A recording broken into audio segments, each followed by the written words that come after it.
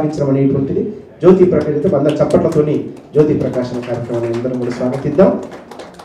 అతిథులందరూ కూడా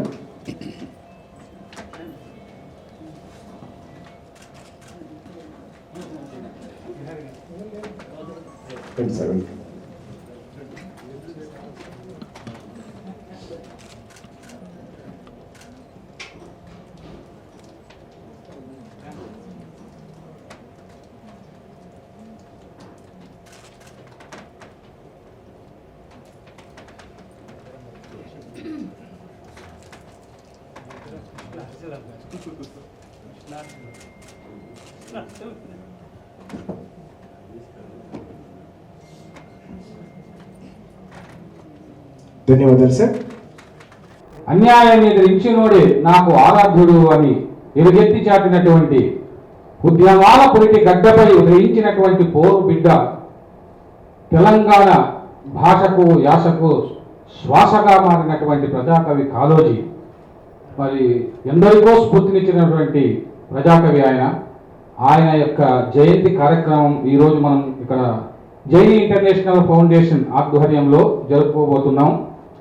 ఈ కార్యక్రమం ముఖ్యంగా రూపశిల్పి డాక్టర్ ప్రభాకర్ జైని గారు, ఆయన జైని ఇంటర్నేషనల్ ఫౌండేషన్ చైర్మన్గా ఉంటూ, నేను జైని ఇంటర్నేషనల్ ఫౌండేషన్ జాతీయ కార్యదర్శిగా ఉంటూ ఈ కార్యక్రమానికి రూపకల్పన చేశాం. మరి ఈ కార్యక్రమంలో ముఖ్యంగా ఈరోజు మూడు ప్రధానమైనటువంటి కార్యక్రమాలు జరుపుకోబోతున్నాం. ముఖ్యంగా ఒకటి ఏమిటంటే, ప్రజాకవి కాళోజీ సినిమాను డాక్టర్ ప్రభాకర్ జైని గారు ఎంతో వ్యయ ప్రయాసాలకు వచ్చి, మరి సొంత డబ్బుతో కమర్షియల్గా కాకుండా ఒక సామాజిక చైతన్యాన్ని ప్రజల్లో కలిగించినటువంటి ప్రజాకవి గురించి ప్రతి ఒక్కరికి తెలియాలనేటువంటి ఒక సదాశయంతో సత్సంకల్పంతో ప్రజాకవి కాళోజీ సినిమాను ఆయన తీయడం అనేటువంటిది జరిగింది. అందులో మరి ఒక కవిగా నాకు చాలా ఆత్మీయమైనటువంటి మిత్రుడు ప్రభాకర్ జైని.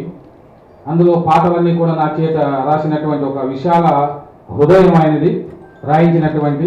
ఎందుకంటే ఒక గొప్ప కవి, ప్రజాకవి ఆత్మను పట్టుకోవాలంటే ఆ గొప్ప కవిత్వం తెలిసినటువంటి వ్యక్తి కావాలనేటువంటిది ఆయనకు ఉన్నటువంటి ఒక సదాశయం, సంకల్పం అన్నమాట.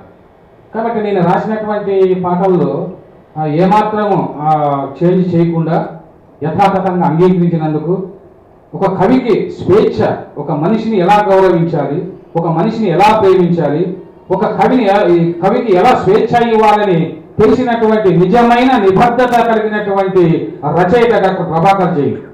అందుకే ఆయన ఒక అక్షరాన్ని కూడా మార్చకుండా ఈ యొక్క సినిమాలో నాతో పాటలు రాయించారు. దానికి ఎస్ఎస్ ఆత్రేయ గారు 25 సినిమాల మ్యూజిక్ డైరెక్టర్. ఆత్రేయ గారు చాలా అద్భుతమైన మ్యూజిక్ ఇచ్చారు. ఇక్కడ ఉన్నటువంటి భూదేవి అనే సింగర్ గారు, ఆమె చాలా చక్కగా పాడారు. అటువంటి పాటను ఈరోజు నాకు చాలా సంతోషకరమైనటువంటి విషయం ఏమిటంటే, ప్రపంచంలో బహుశా ఎవరికి కూడా ఇంత అదృష్టం పట్టి ఉండదేమో అని అనిపిస్తుంది. ఎందుకంటే ఒక జగద్గురు, పొగట్టలకు అన్నిటికీ దూరంగా ఉండేటువంటి జగద్గురు శ్రీరామ్ సార్ గారు, జగద్గురు ప్రపంచంలో మరి ఎన్నో దేశాల్లో ఆయనకు ఆరాధించేటువంటి భక్తులు ఉన్నారు. మహామహా మేధావులంతా కూడా ఆయన పాదాబ్జములపైన తుమ్మెదల్లాగా వాలిపోతారు. కానీ దూషణ మారనదొందే జనరతి భూషణ మారనదొందే ఈషణత్రైవ దోషవది దోషియాల దేశిక జగదోలు అని చెప్పి కన్నడంలో ఒక మహానుభావుడు అన్నాడు. అంటే వాళ్లకు మనము అభినందించినా, పొగిడినా, తెగిడినా యోగులు పట్టించుకోరన్నమాట. వాళ్ళు అలా చూస్తూ ఉంటారు. కానీ ఏ యోగి అయితే ఎక్కడైతే ఉంటారో ఆ పరిసర ప్రాంతాలన్నీ కూడా వైబ్రేషన్స్తో నిండి ఉంటాయి. ఆ పరిసర ప్రాంతంలో ఉన్నటువంటి వ్యక్తులంతా చాలా అదృష్టవంతులు అయినారు. ఈరోజు మరి ఆయన చేతుల మీదుగా మరి అవార్డు అందుకోబోతున్నటువంటి అనఖ్య రెడ్డి గారు అందుకోబోతున్నట్టు వాళ్ళు చాలా అదృష్టవంతులుగా నేను ఈ సందర్భంగా నేను భావిస్తున్నాను. మరి అదేవిధంగా వేదిక మీద ఉన్నటువంటి వైఎస్ఆర్ శర్మ గారు, మరి విహారీ గారు, డాక్టర్ ప్రభాకర్ జైని గారికి చాలా ఆత్మీయమైనటువంటి ఒక మిత్రుడు. వీరి మధ్యలో ఈ కార్యక్రమం జరగబోతుంది. ఈ కార్యక్రమం ముందు మరి ఈరోజు ఈ సినిమాలో నటించినటువంటి వాళ్ళు, అదేవిధంగా ఈ మ్యూజిక్ డైరెక్టరు, సింగర్ని పరిచయము చేయబోతున్నాం.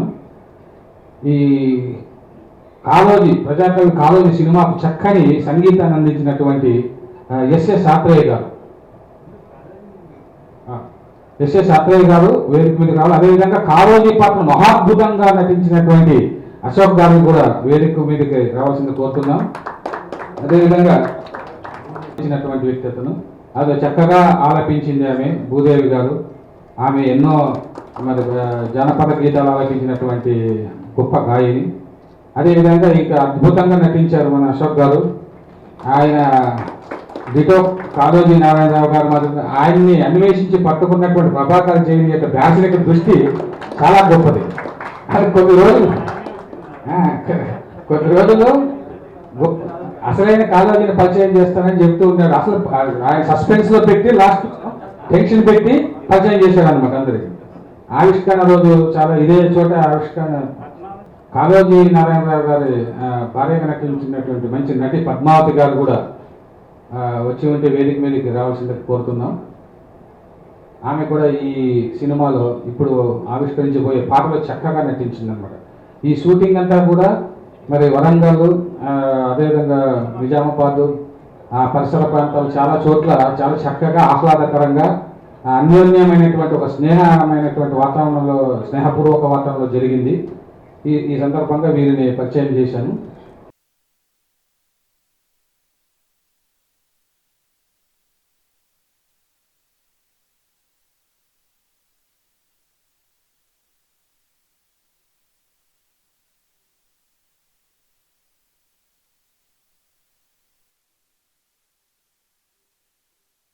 అది మహా ఇష్టం ఉంటుండేది. ఆ సందర్భాన్ని కూడా ఇక్కడ ప్రభాకర్ జైన్ గారు దాన్ని ఒడిసి పట్టుకొని ఆ సందర్భాన్ని లోపల తీసుకోవడం అనేటువంటి జరిగింది.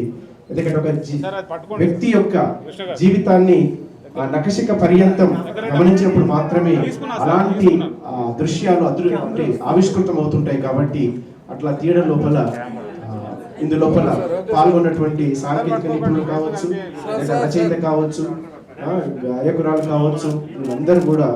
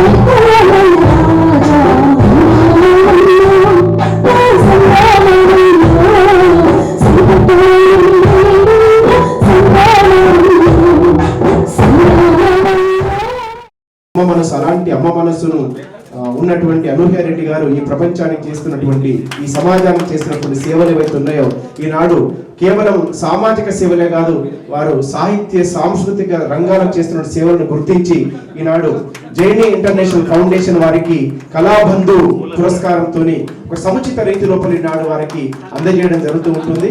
డాక్టర్ అనూహ్య రెడ్డి గారు వారు ఒకసారి గట్టిగా అందరూ చప్పట్లు కొట్టి వారికి హర్షధ్వానాల మధ్య ఈ కళాబంధు అనేటువంటి ఒక సార్థకమైనటువంటి బిరుదుగా జైని ఇంటర్నేషనల్ ఫౌండేషన్ భావిస్తూ ఉంది.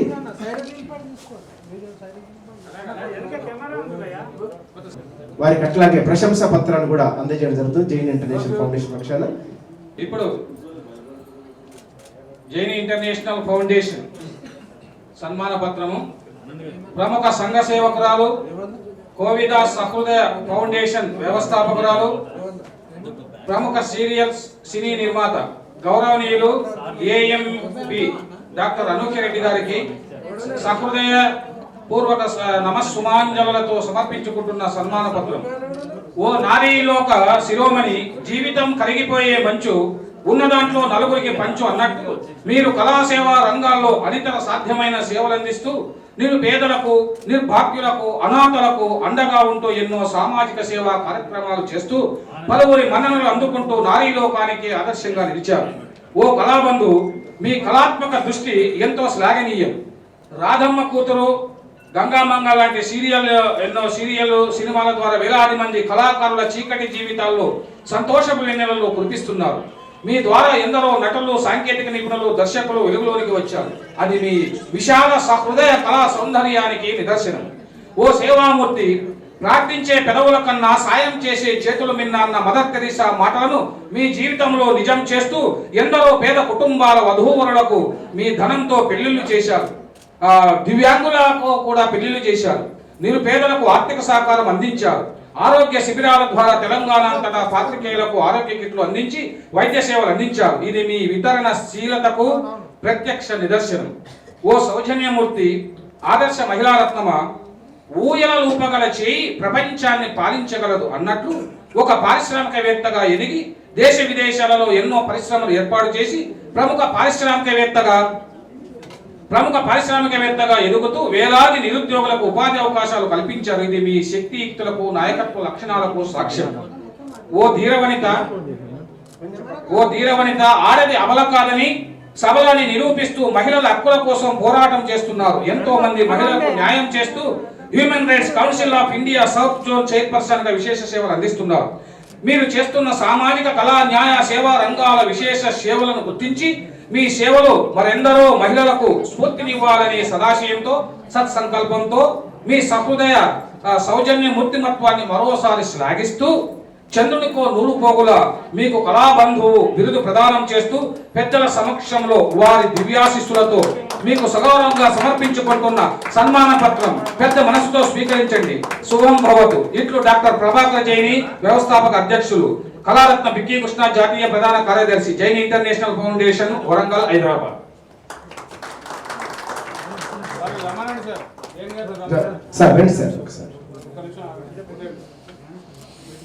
ఈరోజు డాక్టర్ అనూహ్య రెడ్డి గారికి కళాబంధు బిరుదు పురస్కారం జరుగుతున్నటువంటి సందర్భం అందరూ కూడా చూస్తూ ఉన్నాం.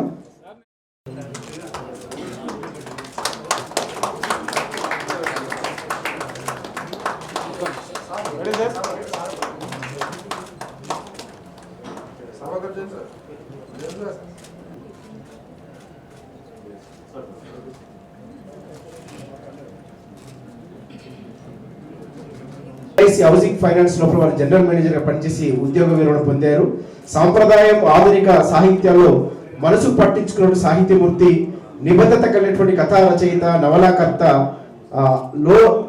లోచూపు ఉన్నటువంటి విమర్శకులు శ్రీ విహారీ గారు. 6500 పద్యాలతోని శ్రీఫల చిత్ర రామాయణం నవ్యాధునిక మహాకావ్యంగా అది సాహిత్యంలో ఒక ప్రశంసను అందుకుంది. అట్లాగే 15 కథా సంపుటాలు, 5 నవలలు, 6 కవితా సంపుటాలు, 15 విమర్శనాత్మక వ్యాస సంపుటాలు ఆవిష్కరించారు. వారి సుదీర్ఘ సాహిత్య ప్రస్థానం 400 కథల్ని విశ్లేషణాత్మకంగా ఏపీ సాహిత్య అకాడమీ పురస్కారం, తెలుగు విశ్వవిద్యాలయ కీర్తి పురస్కారం అందుకున్నారు అట్లాగే మరి నవ్యాంధ్ర సంబంధించినటువంటి కీర్తి గడించినటువంటి వారు సాహిత్య లోకానికి ఒక పెద్ద దిక్కులా చెప్పుకోవచ్చు. అలాంటి సుప్రసిద్ధ సాహిత్యవేత్త మరి 50,000 రూపాయల నగదు పురస్కారాన్ని ఒకసారి మనం గట్టిగా చెప్పడంతోని స్వాగతిద్దాం. మరి మామిడి హరికృష్ణ గారు ప్రతి సంస్థ చేసేటువంటి కార్యక్రమంలో ఎప్పుడు వెన్నుదన్నుగా ఉంటూ ఎప్పుడు ప్రభాకర్ జైన్ గారు చేస్తూ ఉంటారు. ఈ కార్యక్రమానికి వారు విశిష్ట అతిథిగా పాల్గొని వారికి పురస్కారం సాహితీవేత్త ఎక్కడ కూడా అంటే విలువలకు తిలోదకాలు ఉన్నటువంటి సాహితీమూర్తి తనను తాను గౌరవించుకున్నట్టుగా భావిస్తూ ఉన్నాం. ప్రభాకర్ జైన్ గారు ఏ పురస్కారం ఇచ్చినా కూడా దాని లోపల ఒక విలువైనటువంటి రోజు తెలంగాణ భాషకు పట్టం కట్టినటువంటి తెలంగాణ ప్రభుత్వం పట్టం కట్టినట్టు గారి యొక్క సమక్షం లోపల జగద్గురు శ్రీరామ్ గారు సినిమాలో ఒక పాటను ఆవిష్కరించి సన్మానం పొందినటువంటి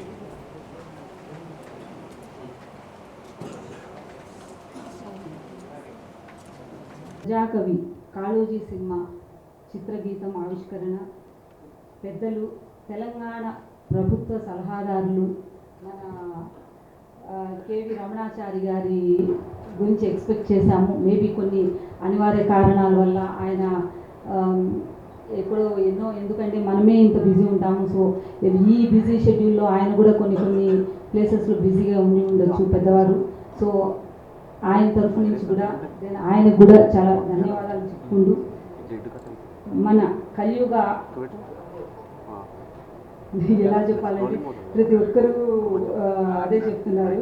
మన కాలజ్ఞాని గురువు గారి శ్రీరామ్ సాగర్ గారికి, దెన్ సభాధ్యక్షులు బిక్కి కృష్ణ గారికి, దెన్ తెలంగాణ సాంస్కృతిక శాఖ డైరెక్టర్ మామిడి హరికృష్ణ గారికి. అంటే ఎస్పెషల్లీ ఏంటిదంటే ప్రతిసారి నేను ఎప్పుడు చూసినా నేను మా హరికృష్ణ గారి గురించే నేను చూస్తూ ఉంటాను. ఎక్కడ చూసినా ఏ ఫ్లెక్సీలో చూసినా కూడా ఆయన ఫోటో ఖచ్చితంగా ఉంటుంది. కానీ ఇప్పుడు ఇన్ని ప్రోగ్రామ్స్లో మనం చేస్తున్నా కూడా ఈ బిజీ షెడ్యూల్లో ప్రత్యక్షంగా నేను కూడా ఆయన్ని కలవడం, ఇలా ఒక సభాముక్తి మేము పంచుకోవడం అనేది చాలా చాలా థ్యాంక్స్, రియలీ గ్రేట్ హానర్ అని చెప్పాలి.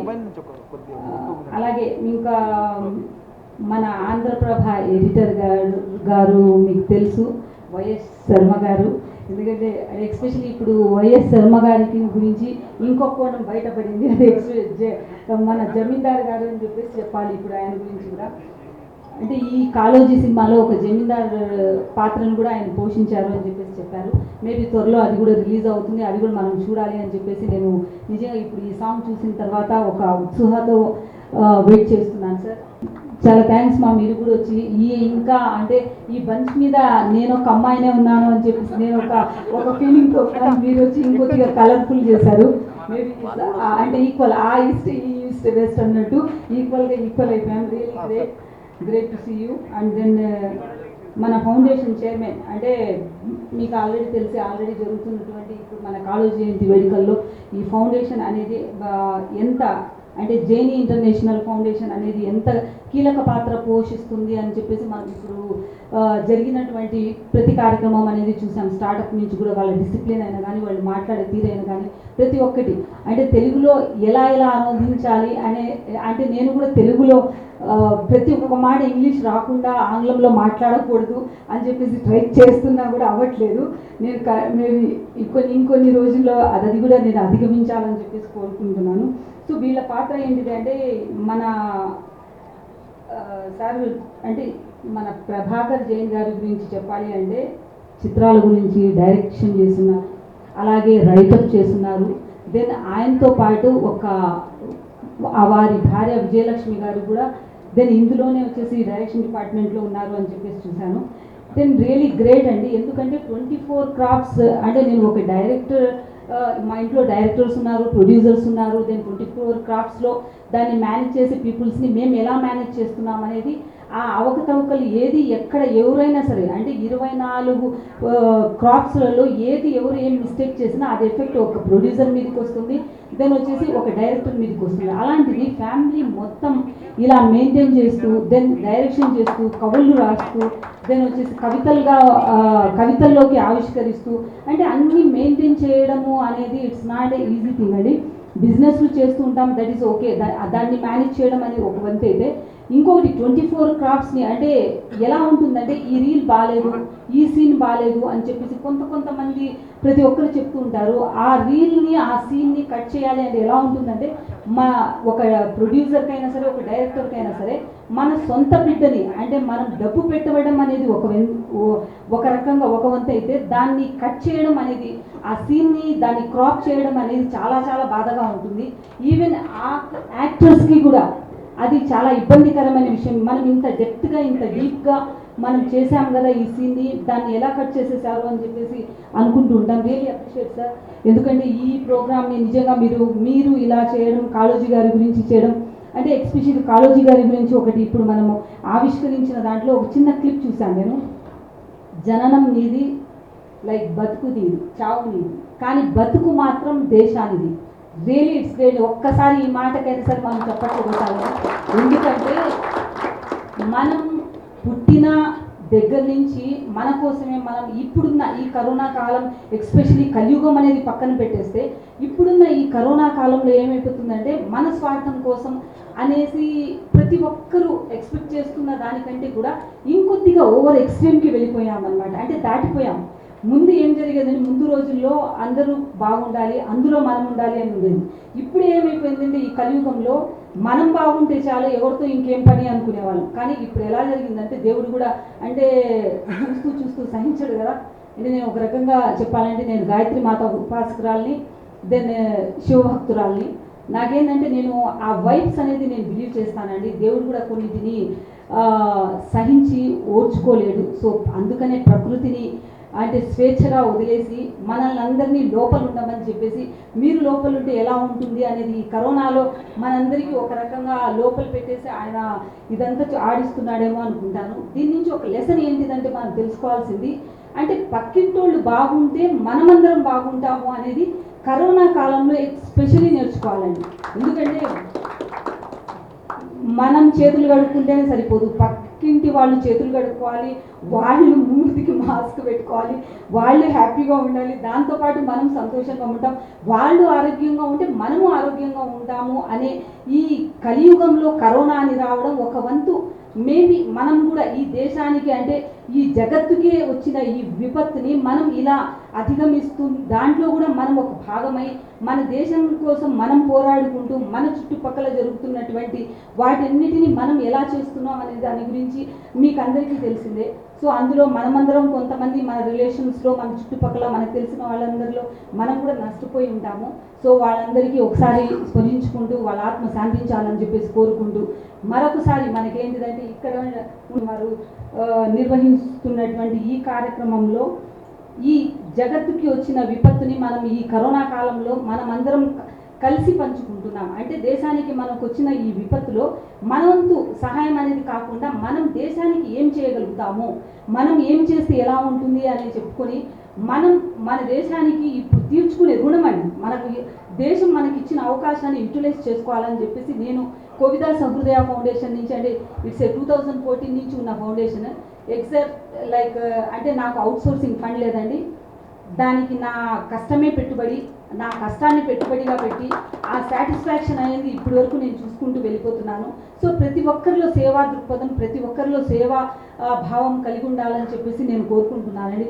ఈ అవకాశం నాకు కల్పిస్తున్నటువంటి మన బిక్కి కృష్ణ గారికి, దెన్ వచ్చేసి మన సార్ వచ్చేసి ఉన్నారు, అంటే ప్రతి ఒక్కరికి హృదయపూర్వక నమస్కారాలను చెప్పుకుంటూ, నేను ఇది చేశాను అది చేశాను అని చెప్పేది అనికంటే కూడా, ఎందుకంటే ఇక్కడంతా అతిరథ మహారాజులు ఉన్నారండి. వాళ్ళందరిలో నేనేంటిదంటే అంటే సముద్రంలో రాయి వేస్తే అది ఎక్కడికో వెళ్ళిపోతుంది, అది మీ అందరికీ తెలిసింది. ఎందుకంటే సముద్రంలో మనం రాయి వేయాలని చెప్పేసి ట్రై చేసామనుకోండి, సముద్రానికి ఏం కాదండి, రాయే కనబడకుండా పోతుంది. సో అలాంటి అంటే నేను ఐఎమ్ ఏ కీప్ లెర్నర్. అంటే నాకు ఇప్పుడు మామిడి హరికృష్ణ గారితో ఏంటిది, మన గురువు గారితో ఏంటిది, మన శర్మ సార్తో ఏంటిది, మన విహారీ సార్తో ఏంటిది, మన జైని సార్తో ఏంటిది, వాట్ ఈస్ వాట్, వాళ్ళ స్పెషాలిటీ ఏంటి అంటే, నేను ఈ బంచ్లో ఇక్కడ నేను కూర్చున్నాను చూస్తున్నాను అంటే ఇది సంథింగ్ స్పెషల్. ఏంటంటే వాళ్ళలో ఉండేది నేను గొప్ప కాదండి, వాళ్ళ గొప్పతనం నన్ను అక్కడ కూర్చోబెట్టి వాళ్ళని అనుసరించేటట్టు చేస్తుంది అనమాట. సో మీ అందరికీ నా పాదాభి వందనాలు సార్. రియలీ థ్యాంక్స్ నాకు ఈ ఛాన్స్ ఇచ్చినందుకు. మీరందరూ నన్ను ఇంతసేపు భరించినందుకు కూడా చాలా చాలా కృతజ్ఞతలు. అదే నేను చెప్తున్నాను, ఎందుకంటే ఎస్పెషల్లీ మీ పాటలో నాకు ఇక్కడి నుంచి కనబడుతున్నారు మన అశోక్ రెడ్డి గారు. దెన్ వచ్చేసి బ్యాక్గ్రౌండ్ ఇక్కడ డిఓపి ఎవరండి, మన సాంగ్ డిఓపి ఎవరండి? రియలీ గ్రేట్ జాబ్ అండి. ఎందుకంటే ఎక్కడ దెన్ మ్యూజిక్ డైరెక్టర్ గారు వచ్చేసి ఉన్నారు. దెన్ వచ్చేసి మన ఆర్టిస్ట్ అమ్మ కూడా రావాలమ్మా, మీరు రావాలి. ఇంకోటి ఇక్కడ మన మ్యూజిక్ డైరెక్టర్ ఉన్నారు. అంటే దీనికి క్రియాకర్త కర్మ ఎవరు అంటే is the captain for this song.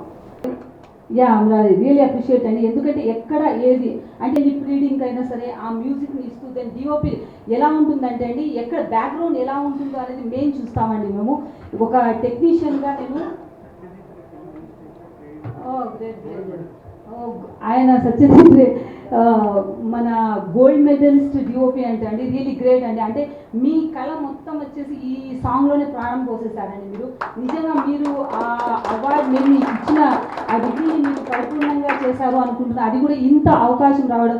ఒకసారి మన అశోక్ రెడ్డి గారు అంటే మన కాళోజీ గారు కనపడుతున్నారు అంటే ఆయన గురించి ఇక్కడ మనం మాట్లాడుకోవాలి. ఎందుకంటే ఎక్స్ప్రెషన్స్ ఉన్నాయి చూసారా, మీరందరికీ తెలిసిందే, నేను చెప్పక్కర్లేదు. ప్రతి ఒక్కరూ అంటే మన ఇంట్లో పెద్దవాళ్ళు ఉంటే ఎలా ఉంటుంది, మన ఇంట్లో పెద్దవాళ్ళకి ఏదైనా ప్రాబ్లం వస్తే ఎలా ఫీల్ అవుతారు, ఎలా ఉంటుంది, చుట్టుపక్కల వాళ్ళు ఎట్లుంటారు, ఆ సతీమణి వచ్చేసి ఎలా ఫీల్ అవుతుంది, ఒకవేళ వదిలేసి వెళ్తే ఆ భర్త వచ్చి ఎట్లా అంటే ఇట్స్ ఏంటంటే ఇవన్నీ ఈ ఎక్స్పీరియన్స్ ఏంటిదంటే న్యాచురల్గా అంటే ఎక్కడ కూడా వాళ్ళు వచ్చేసి అంటే లైక్ ఎఫెక్ట్స్ అనేది యూజ్ చేయలేదండి. న్యాచురల్ నథింగ్, నో మేకప్ ఏం లేదు, న్యాచురల్ లుక్తో న్యాచురల్గా చేయడం. దెన్ ఆ సాంగ్ కూడా ఈ మన మ్యూజిక్ డైరెక్టర్ గారు కంపోజ్ చేసి దాన్ని ఆ రకంగా ఒకసారి పైకి రావాలి సార్ మీరు కూడా దయచేసి. అంటే ఇంతమంది వెనకాల ఇంకొక 100 మంది ఉంటారండి. షార్ట్లో మేబీ అమ్మ గురించి చెప్పాలి ఏంటంటే ఇంకా ఎక్స్ప్రెషన్స్లో చూపించేశారండి. ఆ ఎక్స్ప్రెషన్స్ చూస్తారు మీరు. అంటే మేబీ ఆవిడ పాడిన పాటకి ఇక్కడ అమ్మ ఉన్నారు, ఆవిడ ఇచ్చిన ఎక్స్ప్రెషన్స్ ఇట్స్ అవసరం రియలీ గ్రేట్ జాబ్. ఎందుకంటే నేను కూడా గంగామంగా సీరియల్ చేస్తున్నాను. అంటే కొంతమంది మేబీ అందరికీ తెలిసి ఉండొచ్చు గంగామంగా సీరియల్ ఆల్మోస్ట్ రాధమ్మ కూతురు సీరియల్.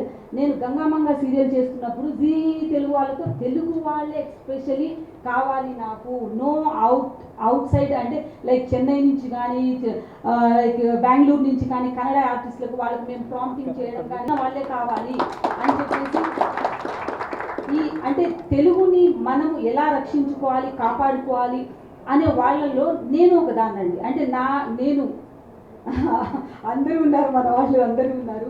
సో ఏంటంటే ఇక్కడ సార్ చెప్తున్నారు నేను కూడా ఉన్నాను అని చెప్పేసి. ఖచ్చితంగా మీరు ఉంటారు, ఎందుకంటే పెద్దవాళ్ళు మీరు లేకపోతే మేము లేవు కదా. మీ అందరి బ్లెస్సింగ్స్ మాకు ఉంటాయి. సో ప్రతి ఒక్కరూ వచ్చేసి ఇంత గ్రేట్గా వచ్చేసి పర్ఫార్మెన్స్ చేశారండి. ఈ మూవీ అలాగే కూడా వచ్చేసి నేషనల్ అవార్డులోకి వెళ్ళాలని చెప్పేసి మనస్ఫూర్తిగా కోరుకుంటున్నానండి. ఖచ్చితంగా అంటే తెలుగుని ఎవరు అండ్ నొక్కి ఎంత వాళ్ళు ఒక్కాణించినా ఎన్ని అంటే యాస ప్రయాసలు చేకూర్చినా మన భుక్తి కోసం ఎన్ని రాష్ట్రాలకు వెళ్ళి ఎంత వలసలకు వెళ్ళి ఎలా ఉన్నా కూడా మన భాషని మన మాతృభూమిని మనం మర్చిపోకూడదు అని చెప్పేసి అనుకుంటున్నానండి. జై హింద్, జై జన్. తెలంగాణ రాష్ట్ర ప్రభుత్వం గౌరవ ముఖ్యమంత్రి కల్వకుంట్ల చంద్రశేఖరరావు గారి స్ఫూర్తితో తెలంగాణ భాషా దినోత్సవంగా ప్రకటించిన నేపథ్యంలో ఈరోజు తెలంగాణ భాషా దినోత్సవ శుభాకాంక్షలు మీ అందరికీ, మనందరికీ. ఇక్కడ ఆన్లైన్ ద్వారా చూస్తున్న వారందరికీ కూడా ఈరోజు జైనీ ఇంటర్నేషనల్ ఫౌండేషన్ వారు నిజానికి చెప్పాలంటే నాకు చాలా ఆనందంగా ఉంది సార్. ప్రభాకర్ జైని గారి గురించి ముందు చెప్తాను, తర్వాత కాళోజీ నారాయణరావు గారి గురించి. ఎందుకంటే ఇవాళ అంటే ఫర్ ద లాస్ట్ 7 years నుంచి కాళోజీ నారాయణరావు గారి జయంతి ఉత్సవాన్ని అధికారికంగా రాష్ట్ర ప్రభుత్వమే జరపాలన్నప్పుడు అప్పటి నుంచి నేనే చేస్తూ వస్తున్నాను. సో మీరు కింద బహుశా చూసుంటారు, మెయిన్ హాల్లో ఇవాళ పొద్దున 3 మంత్రులు అంటే గౌరవనీయులైన మంత్రులు, అలాగే మిగతా పెద్దవాళ్ళందరూ కూడా వచ్చేసి కాళోజీ నారాయణరావు గారి ఒక కృషిని, సాహితీ కృషిని, వారు ఇచ్చినటువంటి ఉద్యమ స్ఫూర్తిని మరొక్కసారి గుర్తు చేసుకొని వారిని సజీవం చేసుకున్న దృశ్యాన్ని పొద్దున్నే చూశాను. సాయంత్రానికి ఈ రవీంద్ర భారతి ప్రతిష్టాత్మక వేదికలో కాళోజీ గారిని స్మరించుకోవడమే కాదు, వారికి సాకార రూపాన్ని ఇచ్చే ఒక పెద్ద బృహత్ ప్రయత్నాన్ని చేస్తున్న సంకల్పానికి నిలువెత్తు ఉదాహరణగా నిలిచిన ప్రభాకర్ జైని గారిని చూస్తున్నాం. సో మనకు తెలుసు కాళోజీ నారాయణరావు ఎంత నిరాడంబరంగా ఉంటాడో. చాలా స్ట్రైట్ ఫార్వర్డ్, నిక్కచ్చిగా ఉండే మనిషి, నిజాయితీగా ఉండే మనిషి. అసలు ఇక మనిషి అంటే ఇక అతను ఏ మనసులో ఏది ఉంటే అది అంటాడు అంతే. ఇక అంటే ఖచ్చితంగా మట్టి మనిషి, ఒక మట్టి మనిషిలో ఉండే ఒక స్వచ్ఛత, ఆ నిర్మోహమాటత్వం, ఆ నిష్కల్మషత స్పష్టంగా మొత్తం మూర్తి భవించిన ఒక రూపం ఉంటే అది ఖచ్చితంగా కాళోజీ నారాయణరావు గారు. సో అంతేకాకుండా ఏంటంటే మన మట్టి పట్ల ప్రేమ. ఆయన గమ్మత్తుగా ఏంటంటే పుట్టిందేమో ఒక చోట, పెరిగింది ఒక చోట, వచ్చింది మడికొండ ప్రాంతంలో, తర్వాత ఉన్నదంతా కూడా హన్మకొండ ప్రాంతంలో, ఆ తర్వాత తెలంగాణ ఉద్యమం విస్తృతంగా నడుపుతున్న ప్రతి సందర్భంలో కూడా అక్కడ ప్రజలందరికీ, అక్కడ ఉండే కార్యకర్తలందరికీ, ఉద్యమ నేపథ్యంతో కూడిన వ్యవస్థలో పాల్గొంటున్న ప్రతి ఒక్కరికి నేనున్నానని ఆ పక్కన నిలిచినటువంటి సోషల్ యాక్టివిస్ట్, ఒక సాంఘిక కార్యకర్త, ఒక హక్కుల కార్యకర్త, ఒక ధిక్కార స్వరం, ఒక తిరుగుబాటు పాట కాళోజీ నారాయణరావు. నిజంగా ఎంత అద్భుతం అనిపిస్తుంది అంటే, అంటే ఆయన జీవితం చాలా విచిత్రంగా అనిపిస్తుంది. అంటే మేము ఒకటి అనుకుంటాం, ఇప్పుడు ఫర్ ద లాస్ట్ 6 years నుంచి పైన దీనిపైన పైడి జయరాజ్ పేరిట ప్రివ్యూ థియేటర్ని ఏర్పాటు చేయడం జరిగింది. సో దాంట్లో ఫస్ట్ అండ్ ఫార్మోస్ట్ నినాదం ఏంటంటే, తెలంగాణలో మట్టిని ముట్టుకుంటే కథ వస్తుంది. మట్టిని ముట్టుకో ఒక కథ వస్తుంది. ఏమన్నా దాంట్లో ఉండే సంఘటన ఏంటి అదంతా కూడా వస్తుంది అంటే కథ. మట్టిని ముట్టుకుంటే కథ వస్తుంది, మనిషిని ముట్టుకుంటే సినిమా అవుతుంది. ఇది స్ట్రాంగ్ కోట్, ఇది ఇక నినాదం అన్నట్టు. ఇది అందరినీ నడిపిస్తున్న ఒకే ఒక్క మంత్రం. మట్టిని ముట్టుకుంటే కథ అవుతుంది, మనిషిని ముట్టుకుంటే సినిమా అవుతుంది, అంతే.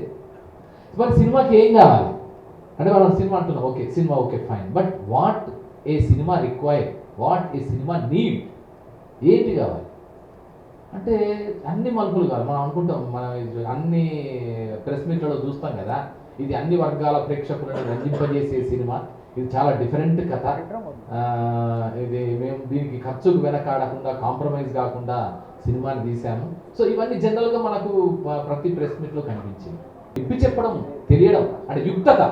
క్షేమేంద్రుడు అనే ఒక అత్యంత అద్భుతమైన లాక్షణికుడు ఉన్నాడు, అత్యంత అద్భుతమైన గ్రామర్ని రాసినాడు. సంస్కృతంలో గ్రామర్ని నిర్దేశించిన వాళ్ళలో అత్యంత ప్రముఖుడు పాణిని, ఇలాంటి వాళ్ళలో ఆయన కూడా. ఔచిత్య నియమం అని చెప్తాడు, ద ప్రిన్సిపల్ ఆఫ్ ప్రాపర్టీ అంటారు.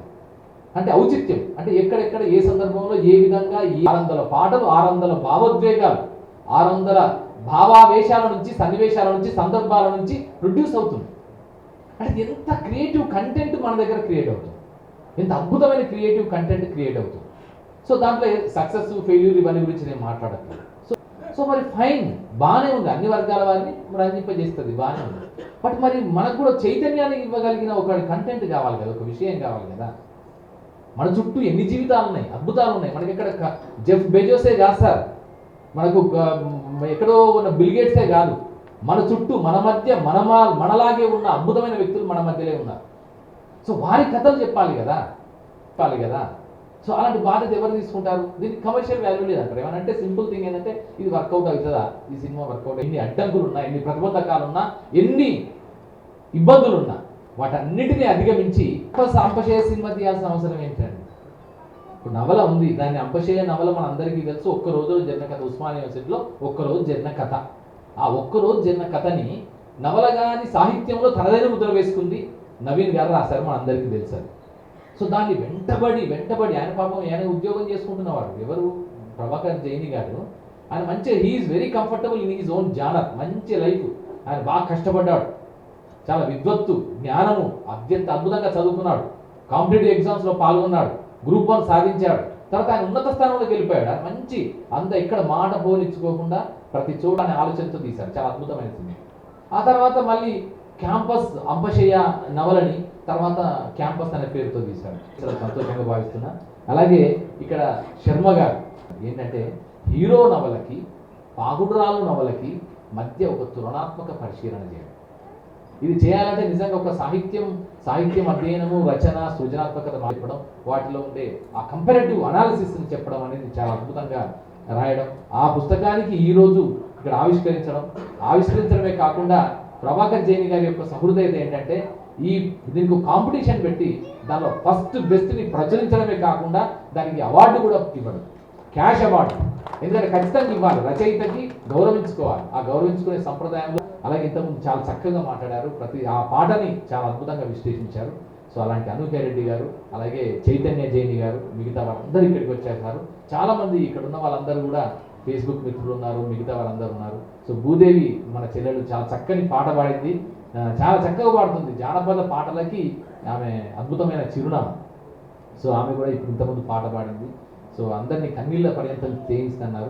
అలాగే డిఓపి ఆయన ఇంతకుముందు సత్యజిత్ రాయ్, నేను అడిగాను సార్ని, ప్రభాకర్ గారు, సార్ డిఓపిని ఫస్ట్ అడిగిన ప్రశ్న అదే, డిఓపిని ఎవరు పెట్టుకుంటున్నారు సార్, మీరు పీరియడ్ సినిమా కదా, డిఓపిని ఎవరు పెట్టుకుంటున్నారంటే, సార్ ఆయన Satyajit Ray institute of film and television దాంట్లో ట్రైన్డ్ అయ్యి వచ్చిన అతను సార్ అని చెప్పారు. నేను వెంటనే అబ్బా అయితే పర్లేదు సార్, అంటే మంచి ఒక విషయము, ఒక కంటెంట్, తర్వాత ఒక పర్స్పెక్టివ్, అలాగే వరల్డ్ సినిమా పట్ల ఒక అబ్జర్వేషన్ ఉన్న వాళ్ళైతే బాగుంటుంది సార్ అని నా సూచన ఉండింది. అప్పుడు ఇద్దరం చర్చించుకుంటున్నప్పుడు సో ఆయన అనేసరికి అది కూడా సంతోషం అనిపించింది. సో ఇంట్లో ఇక ఇంకొకటి ఏంటంటే ఇక్కడ అశోక్ గారిని చూస్తే మనకు 100% కాలేజీ గారు బహుశా ఈ మీటింగ్లోకి వచ్చిందేమో అన్నట్టుగా ఉన్నాను.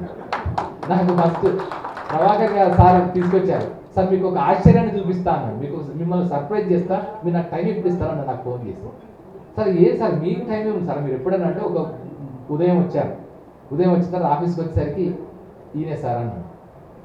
ఈయనే సార్ అంటే నేను చూసి ఆశ్చర్యపోయి అవును సార్ మన కాలేజీ సినిమాకి ఈయనే హీరో, మీకు ఇదే సర్ప్రైజ్ అని చెప్పాను. చూస్తే యాజ్ ఇట్ ఈజ్ అసలు నిజంగా అంటే కొంతమంది అట్లా వస్తారు అంతే, ఇక ఆ క్యారెక్టర్ కోసమే ఉన్నారేమో అని ఎంతగా అద్భుతంగా. సో అలా వెతికి పట్టుకున్నారు. ఇదంతా ఉత్తగా అసలు ఇదే పెద్ద నవల రాయొచ్చు నా ఉద్దేశంలో. అయితే ఆ క్యారెక్టర్ని వెతికి పట్టుకునే ప్రయత్నంలో ప్రభాకర్ జైని గారు చేసిన అన్వేషణనే ఒక నవలగా రాయొచ్చు. హాస్యం ఉంటుంది, బాధ ఉంటుంది, దుఃఖం ఉంటుంది, ఆక్రోషం ఉంటుంది, ఉక్రోషం ఉంటుంది, నిస్సహాయత ఉంటుంది. అవి ఎవ్వరు దొరుకుతున్నాడు. ఇన్ని లక్షల మంది రోడ్డు మీద చౌరస్తాకి వెళ్ళి జూబ్లీ చెక్ పోస్ట్ దగ్గర నిలబడితే లక్షలాది మంది పోతుంటారు. చౌరస్తా దగ్గర లక్షలాది మంది వెళ్తుంటారు. కానీ నాకు దగ్గర క్యారెక్టర్ ఒక్కరు లేరే అనే ఫీలింగ్, ఆ కనిపించే సంఘర్షణ. తెలంగాణ సాహిత్య అకాడమీ కార్యదర్శి, సుప్రసిద్ధ సాహితీవేత్త, విమర్శకులు, ప్రపంచ సాహిత్యాన్ని శ్రీ మామిడి హరికృష్ణ గారు. మనమందరం తరచుగా ఒక మాట వాడుతూ ఉంటాం, రవీంద్ర భారతికి మామిడి. ముఖ్యంగా అప్పటి నిజాం కాలంలో ఆయన చదువుకున్నప్పుడు ఉర్దూ 10 వాచకాలు చదివారట, తెలుగు వాచకం లాగా ఉర్దూ వాచకం. అప్పట్లో ఆయన ఉర్దూనే ఎక్కువ వాచకాలు చదివారు. 10 వాచకాలు చదివితే తెలుగు 5 వాచకాలే చదివారు అని ఆయన చెప్పుకున్నారు. అట్లాగే తన కుటుంబంలో తన నాన్నగారికి ఎన్ని భాషలు వచ్చు, తన తల్లిగారికి ఎన్ని భాషలు వచ్చు, తన భార్యకి ఎన్ని భాషలు వచ్చు, ఇవన్నీ చెప్తూ తన తల్లిగారు మరాఠీ అయితే వాళ్ళ ఇంట్లో ఒకళ్ళు మాట్లాడే భాష ఇంకొకళ్ళకి తెలియని సందర్భాల్లో తన సన్నిహితులతో చెప్పుకున్నారు. అదే సమయంలో ఆయన ఇంకోటి చెప్పుకుంటే ఏంటంటే తన భార్య చాలా వయసు తర్వాత మొత్తం మీద ఆ కుటుంబంలో కుస్తీ పట్టి రాని తెలుగుని నేర్చుకున్నారు, రాని ఉర్దూని కూడా నేర్చుకున్నారు. ఆ తెలుగు నేర్చుకున్న తర్వాత తన కోడళ్లతో ఆంధ్రప్రభ దినపత్రిక తెప్పించుకొని చదివేవాడట. సో ఈ రకంగా ఇక్కడ ఉన్న వాళ్ళతో పాటుగా కాళోజీ నారాయణరావు గారి కుటుంబానికి కూడా ఆంధ్రప్రభతో సాన్నిహిత్యము, అవినాభావ సంబంధము ఉంది. కాబట్టి ఆ అర్హతతోనే నేను ఇక్కడ మీ ముందు నిలబడ్డాను అని చెప్పి, అది నిజానికి ఒక పెద్ద అర్హత. ఆ పెద్ద అర్హతతో ఒక చిన్నవాడిగా నేను మీ ముందు నిలబడ్డాను. చాలా స్టేజెస్ మీద చాలా చీఫ్ గెస్ట్గా వెళ్ళాను. It's continuous, it's routine for me. But ఇంత పెద్ద ఉద్దండ పండితుల మధ్యలో, పూజల మధ్యలో కూర్చోవాలంటే నేను కూర్చోలేకపోయాను. అండ్ ఇది ఒక సాహితీ సభ, నిజంగానే ఒక చల్లని సాయంకాలం. Though I'm a little worried teachers media మిత్రులు ఏమనుకోనంటే, బికాజ్ మా హెచ్ఎంలు కూడా ఉన్నారు, బట్ వారిని అవార్డు ఇవ్వడానికి పిలవటం జరిగింది. చల్లని సాయంకాలం, హాయి అయిన సాయంకాలం నాకైతే ఎస్పెషలీ, బికాజ్ రాక్షసి, బ్రహ్మరాక్షసి, కాళికాదేవి, అపరకాళి అని బిరుదులున్న ఏకైక ఆఫీసర్ని మా జిల్లాలో నేను ఒక్కదాన్ని. అండ్ అంటే కొంత అభిమానం ఉండి ఏం చేయలేని వాళ్ళు కాళికాదేవని, అపరకాళిలో కొంత పాజిటివ్ నోట్స్ ఉంటాయి. లేనోడు ఏమంటాడు, ఇక బ్రహ్మరాక్షసిగా బాబు దేవుడా అనేది అంటుంటారు. ఇక్కడ ఉన్న హెచ్ఎంస్కు it's an order, it's an instruction బయట మాట్లాడుతుంది ఇది. ఎందుకంటే యాదాద్రి జిల్లాలో ఉన్న హెచ్ఎంలు ఇక్కడ ఉన్నారు. ముఖ్యంగా మా పోరెడ్డి రంగయ్య గారు. రంగయ్య గారు అసలు ఇటువంటివి చెప్పారు నాన్న. సో ఎక్కువ సమయం తీసుకొని ఆల్రెడీ కాలాతీతమైంది. ఏమైందండి? బట్ 1,00,000 డిక్షనరీలు కాదండి, ఈ 33,000 డిక్షనరీలు మాత్రమే పంచాము. బికాజ్ ఏంటంటే నాకు ఒకసారి మైక్ ఇస్తే మాత్రం ఒక విషయం చెప్దామనుకొని స్టేజ్ ఎక్కాను నేను. మిగతా వాళ్ళకి, ఆర్డినరీ పీపుల్కి లేని స్వేచ్ఛ కవులకు, సాహితీవేత్తలకు ఉంటుందండి. సాహిత్యం అంటేనే సమాజ హితం కోసం సృష్టించబడేది, మనందరికీ తెలుసు. ఎటువంటి పొలిటికల్ ఇంటర్ఫిరెన్సెస్ కానీ ఎటువంటి బ్యాకింగ్ లేకుండా ధైర్యంగా మాట్లాడగలిగేది కవులు, రచయితలు, సాహితీవేత్తలు మాత్రమే. ఆ ఫ్రీడమ్ అంతా యూజ్ చేస్తూ సమాజం ముందుకెళ్ళడానికి మీరంతా కూడా కృషి చేస్తున్నారు, దానికి ధన్యవాదాలు. అండ్ అదేవిధంగా వారిని సన్మానించడం కూడా మా నాన్నగారు ఒక ఎవ్రీ ఇయర్ కూడా ఒక టార్గెట్ పెట్టుకున్నారు. వారికి కూడా అంటే ఈ సభాముఖంగా చెప్తున్నానన్న, ఇప్పుడు నవ్ డేస్ ఏమైపోయిందండి, లైఫ్ ఫిలాసఫీ అంతా వాట్సాప్లోనే తిరుగుతుంది. మనకు ఉండాల్సిన మారల్స్, ఎథిక్స్, పాటించాల్సిన నియమాలు, మనము జీవన విధానము మొత్తం కూడా వాట్సాప్లలో తిరుగుతుంది. ఒక మనిషి he has to live by his own values. వ్యక్తిగతంగా, ప్రొఫెషనల్గా ఒకవేళ వృత్తి చేస్తుంటే వృత్తి పరంగా, ప్రవృత్తి పరంగా కూడా అన్ని రకాలైన మారల్ వాల్యూస్తో నిలబడగలగాలి మనమందరం. సో ఇది నేను చెప్పదలుచుకున్నాను. And I'm trying to live, నేనైతే I live by my values అండి. ఇలాంటి ఒక సాహితీ సభకు కూడా నన్ను పిలిచి మా నాన్న మాట్లాడించడం కూడా థ్యాంక్ యూ వెరీ మచ్. ధన్యవాదాలు. అట్లాగే Karimnagar is going to be the second film city. దానికి ముఖ్య కారకులైన ఆర్ఎస్ నందా గారు, మన ఊరుగుండ రాజు గారు, రామ్ మొగులేజీ గారు, బ్రహ్మయ్య గారు, మల్లికార్జున్ గారు, ప్రియారెడ్డి, రజని, రాధిక గారు, సీతామహాలక్ష్మి గారు, ఇట్లాంటి వాళ్ళంతా వచ్చారు. మీరంతా యూట్యూబ్లో లక్షల కొద్ది వీడియోలు ఉన్నాయి వీళ్ళందరి. You can enjoy by seeing them. అట్లాంటి వాళ్ళని నేను నా మనస్ఫూర్తిగా, మేము ఒక యూట్యూబ్ ఛానల్ స్టార్ట్ చేసి వాళ్ళ ద్వారా కొన్ని లక్షల వ్యూస్, దాదాపు ఇప్పటివరకు 1,000,000 వ్యూస్ సాధించాము మా ఛానల్ ద్వారా. వాళ్ళందరినీ ప్రేమపూర్వకంగా ఆహ్వానించి వాళ్ళని సత్కరించాలనుకున్నాము. అట్లాగే ఇవాటి కార్యక్రమం గురించి నా మనసు అయితే పూర్తిగా సంతోషంతో నిండిపోయింది. కోవిడ్ కాబట్టి రారేమో అని చాలా భయంగా ఉండేదన్నమాట. ఇందాక మామిడి హరికృష్ణ గారు చెప్పారు, కానీ మేము షూటింగ్ చేసాం పొద్దున్న రవీంద్ర పార్టీలో వచ్చి. స్టేజ్ మీద ఉన్న అతిథుల కంటే ముందున్న ప్రేక్షకులు తక్కువ మంది ఉన్నారు. ఒక 10 మంది ప్రేక్షకులు ఉంటే 20 మంది అతిథులు ఉన్నారు పైన. అదే భయం వేస్తుంది అప్పటి నుంచి. ఇంతమంది వచ్చి ఇదంతా మా బిక్కి కృష్ణ గారు అన్నట్టు ఈ కలియుగ దైవం నాకు ప్రత్యక్ష శ్రీకృష్ణ అవతారమైన శ్రీరామ్ సార్ గారి వారి యొక్క ఆశీస్సులు సార్ ఎప్పుడు కంటుంటారు. Everything is predetermined in our life. మనం ఇప్పుడు చేస్తున్నదంతా మన గొప్ప మనది కాదు, ఇదంతా మనం ముందే రాసి ఉన్న దాని ప్రకారమే మన జీవితాన్ని గడుపుతున్నాం మనం. ఆ సిద్ధాంతాన్ని నేను బాగా నమ్మాను. నాకు శ్రీరామ్ సార్ గారి కృప లభించిన తర్వాతనే నేను ఇంత గొప్పగా రాయగలుగుతున్నాను, ఇంత గొప్పగా సినిమా చేయగలుగుతున్నాను. అసలు నేను రాయాలనుకున్న పదం వేరే అయినా అక్కడ టైప్ అయ్యేది మాత్రం వేరే. అదేదో మామూలు విషయం కాదు, అది సార్ యొక్క కృప అని నేను భావిస్తాను. వారికి ఉంటే రజనీ గారు, రజనీ గారు, భగవంతుని గారు, తర్వాత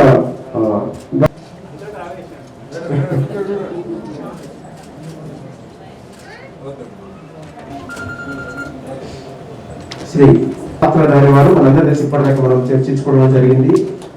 అశోక్ రెడ్డి గారు, మూల విరాట్గా వారు యూట్యూబ్ ఛానల్ ఆ సెక్యూరిటీగా ఒక విప్లవాన్ని తీసుకొచ్చినటువంటి వారు ఆర్ఎస్ నందన్ గారు,